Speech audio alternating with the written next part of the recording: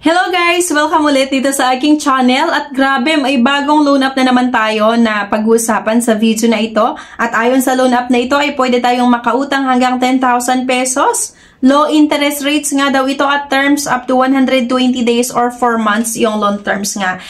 Kaya sinubukan ko na naman na utangan ito. Lalong-lalo ngayong nakita ko yung ads niya sa aking social media. Na curious na naman ako at sinubukan nga di-download yung app at inutangan. So sa video na ito ay i-check natin yung interest, yung processing fees at yung loan terms. Kaya sana nga po mapanood nyo yung buong video natin.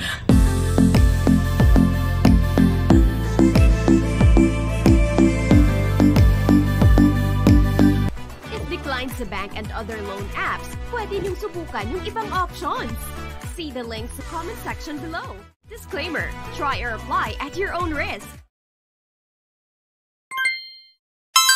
Pero ayun nga mga beshies, bago ang lahat, kung ngayon ka nga lang dito sa aking channel, meron po akong pag-good news kasi sa bawat video na ina-upload natin, ako ay nagpapag-giveaways hanggang 10,000 pesos. So ang kailangan nyo lang gawin, i-comment kung ano yung napanood mo. And ako po ay mamimili via YouTube comment picker kung sino yung ating mabibigyan sa ating pa-cash giveaways. Here nga, Coco Peso Online Credit Loan, itong pag-uusapan natin. Meron itong 3.4 na review or star. So, titignan natin kasi parang medyo mababa yung star niya. Kailangan nating mag-agree sa privacy policy and yung terms of use na naman. So, ito na nga, 10,000 pesos yung pwede daw nating mahiram sa loan app na ito. Ito yung pambungad na at may 120 days na loan terms, low interest daw. So, ayan, click nga lang natin yung apply at agad-agad same with other loan app na kailangan nating maglagay ng ating valid mobile number na naman. So, after ng mga beshies, verification code, meron nga po tayong matatanggap na one-time password once na na-click natin yung get OTP or one-time password. Sa bawat loan app or yung mga dina-download natin sa Google Play Store man yan, sa App Store, kaya same-same lang naman talaga yung process nila na kung saan maglalagay ng valid mobile number, may matatanggap na one-time password pag na-click yung get OTP, kailangan maglagay ng mga personal information or sagutan yung mga basic information, diba? And then mag-upload ng isang valid government ID. Halos pare-pareho mga beshies. Kaya naman sana mapanood nyo yung buong video na ito para makita kung okay ba utangan. So, ID type, UMID nga yung nilagay ko dito at UMID number, kailangan daw ilagay yung ating UMID number. Mag-ingat kayo sa paglalagay ng mga personal information nyo sa iba't ibang mga loan app mga beshies ko ha, kasi mahirap na, diba? So, birthday, so gender, male or female, so syempre female, and input your name of UMID. So, ilalagay daw natin yung last name, first name, at middle name na nakalagay sa ating valid government ID or sa ating UMID ID, diba? So, next nga yung residential address. So, marital status, education, residential address, email address, and yung second phone. So, by the way mga beshies, itong mga infos nga na nilalagay ko dito, hindi po talaga ito yung personal information ko ha. Pinapakita ko lang sa inyo kung ano yung mga possible na sagutan nga sa loan app na ito. Pero right after naman, binabalikan ko yung loan app. Then, nilalagay ko talaga yung infos ko kasi talagang declined or auto-declined yung loan application natin. Pag mali-mali nga yung details na ilagay natin dito. So, ayan.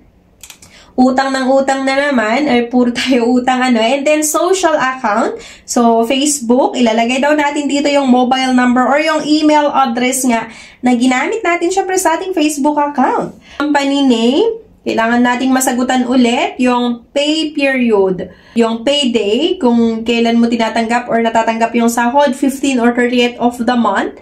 Next, salary. Magkano nga ba yung sahod? Kunwari 50,000 pesos or halimbawa 50,000 pesos. Yan, yung company name or company phone. At yung company address. Medyo marami actually itong kailangan sagutan and medyo nakakatamad na rin, di ba? Sagutan yung mga iba't ibang mga details na hinihingi ng loan app na ito. Pero kasi kailangang pagdaanan nga yung mga ito bago nga tayo makautang, di ba?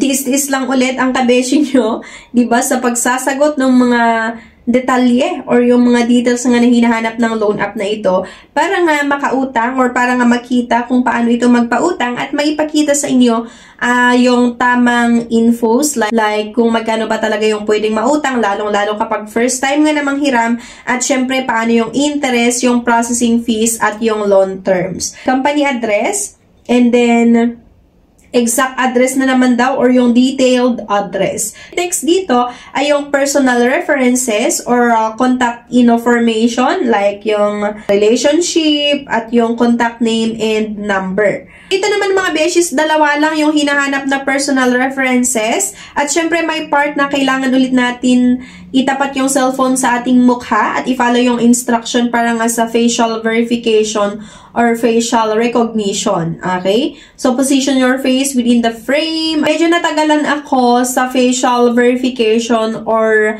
facial recognition. So, puro loading lang siya ng loading. Medyo tumagal nga. Possible kasi na ma-encounter nyo ito or ganito din yung ma-experience nyo pag umutang kayo or kapag subukan nyo na umutang sa loan app na ito. Ganun pa rin. Recognizing face pa rin. So, dito tumagal and recognition fail pa. Inulit ko na naman mga beshi. So, dito ako medyo natagalan. Actually, marami yung mga nababasa ko sa iba't ibang mga loan app na pagdating sa facial verification parang hindi nag-o-okay yung kanilang loan application. Pero sa akin naman, sa loan app na ito, nung inulit ko ay nag-okay naman siya. Facial recognition success. I-upload ulit natin syempre yung valid government ID. Ayan, kung ano yung ID na available nga sa inyo. Upload your ID card photo. So, mandatory po ito mga beses ko ha. Mandatory yung pag-a-upload nga ng isang valid government ID. Okay? UMID na naman syempre yung pinili ko dito. And after nun mga beshies, marami yung option na naman dito na in-offer sa akin na kung saan pwede akong makautang ng 10,000, 3,500 and so on.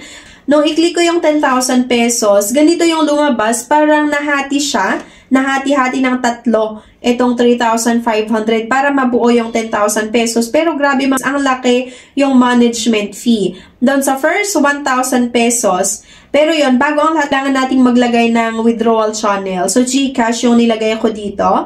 Hati nga sa tatlo, 8,500, another 3,500, at pangatlong 3,500. Separate din mo management fee. So, sa first 3,500, ito yung management fee. 25 interest, account management fee, 137, platform service fee, 344, risk fee, 344 ulit, at credit fee ay 550 pesos. Ganon din yung management fee or yung charges and fees niya doon sa iba na tigti 3,500.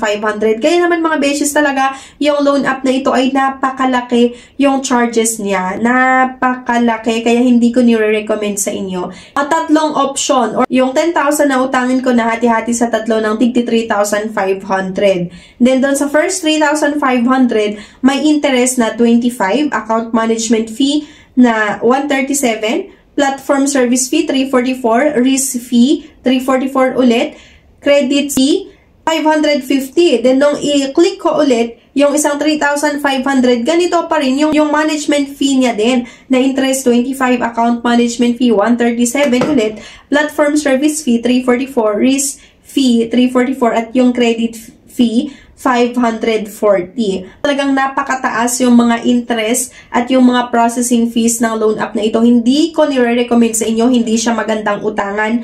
Kaya please lang wag kayong umutang dito. Kaya isang loan app mga beshies na hindi magandang utangan, hindi po ito makakatulong sa inyo kasi instead mas lalo pa tayong ilulubog sa utang. Kaya please lang wag na kayong umutang sa loan app na ito. Ako na nagsasabi, grabe itong management fee. Okay, and medyo confusing din kasi 10,000 yung gusto kong utangin, tas sinati-hati pa sa tatlo na 3,500, diba? And bawat 3,500, iba-iba yung yung management fee. Iba yung management fee ng first 3,500, pangalawang 3,500, management fee na naman, tas another 3,500.